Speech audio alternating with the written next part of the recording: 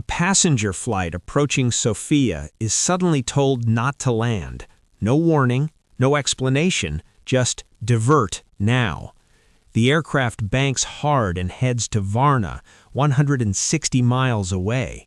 Something is in the airspace above Bulgaria's capital, something that shouldn't be there. On March 7, 2026, airspace above Sofia's Vasile Airport was temporarily shut down after security systems detected a drone in the vicinity of the capital's main aviation hub.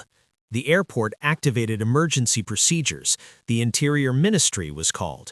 Border police scrambled. And the drone? It vanished.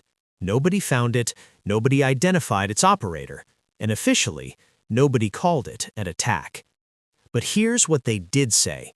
After a nearly identical incident weeks earlier, Bulgaria's border police director confirmed the drone's entry into the restricted airport zone was a deliberate action, likely involving manipulation of its flight systems. Deliberate, manipulated, military-type hardware. This wasn't a hobbyist with a toy. This was a message sent by someone who knew exactly where to send it. The executive director of Sofia Airport stated the drone was highly advanced and extremely fast, the first time they had encountered something this sophisticated near the runways. It appeared to have technology capable of jamming radio frequencies from the airport tower. Jamming, radio, frequencies. Think about what that means. Not surveillance, not a test, a capability demonstration, right over a civilian airport, inside NATO territory. Now here's where it gets bigger, because Sofia isn't isolated. It's one data point in a pattern so large, Western intelligence agencies are calling it unprecedented. Beginning in September 2025, suspected violations of NATO airspace by Russia-directed drone operators or Russian jets increased to unprecedented levels. Analysts tracked 30 suspected or confirmed violations between September 2025 and January 2026, compared to just 23 between March 2022 and August 2025 combined. More airspace violations in 4 months than in 3 years. Let that number sit. Poland deployed aircraft and temporarily closed Lublin Airport over the weekend, just days after it shot down several Russian drones in its airspace, an unprecedented action for a NATO country since the start of the war. Unprecedented. NATO ally shot down Russian drones over its own territory. Warsaw says Russia is probing the alliance, testing reaction times, measuring hesitation, mapping the gaps, and NATO's own analysis confirms it. But drones are only one weapon. Russia's shadow war runs on 4 parallel tracks, and each one is quietly escalating. The first is proxies and sabotage.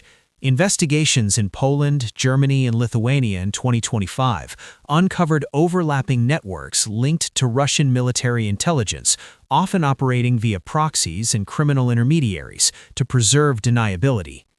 Arson, railway damage, logistics hubs disrupted, all tied to supply lines feeding Ukraine.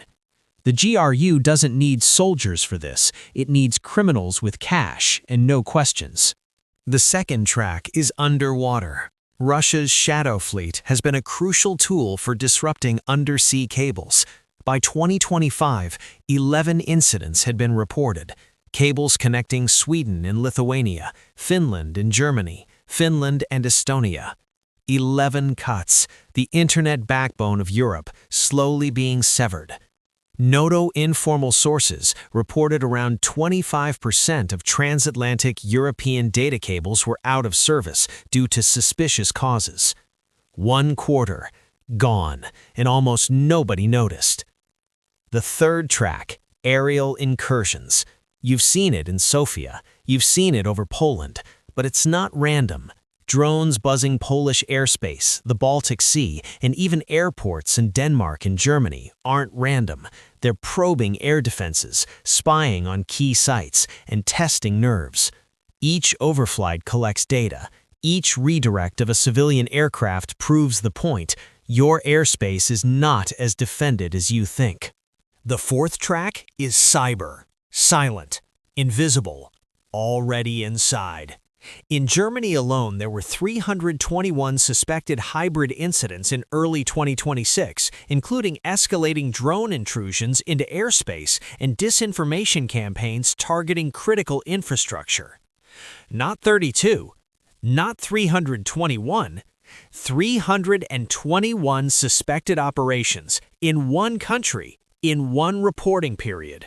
The war that nobody declared is already being fought inside servers, under the sea, and above your airports. So why is Russia doing this? Why now? The answer is in the battlefield math. With Russia reaching an estimated 1,200,000 casualties and depleting Soviet-era equipment reserves by late 2025, the Kremlin is doubling down on sub-threshold tactics. The conventional army is bleeding. The hybrid army is expanding to compensate. When you can't win on the front line, you open 5 new fronts, in the dark, where NATO's rules of engagement still haven't caught up. But here's what Moscow didn't predict. The countries it's been targeting, they're learning. Bulgaria is installing counter-drone systems at every international airport. NATO has launched Operation Eastern Guard, deploying additional air defense assets and counter-drone assets to all member states bordering Ukraine. In January 2025, NATO launched Baltic Sentry, deploying maritime patrols, aircraft, and naval drones specifically to deter undersea sabotage. The shield is being built in real time, in direct response to every Russian move. And Eastern Europe isn't waiting for permission anymore. Poland shot down drones. Bulgaria scrambled every agency it had within minutes of that Sofia incursion. Romania is upgrading radar coverage. The Baltic states are hardening infrastructure at a pace not seen since the Cold War. Analysts from Recorded Future assess that Russia's sabotage operations have quadrupled from 2023 to 2024. But those same operations have now unified Eastern Europe in ways that Moscow never intended. Every drone Russia sends is a recruitment poster for NATO solidarity. There is a brutal irony at the center of Russia's shadow war. The more it escalates hybrid operations, the faster Eastern Europe closes the gaps it was exploiting.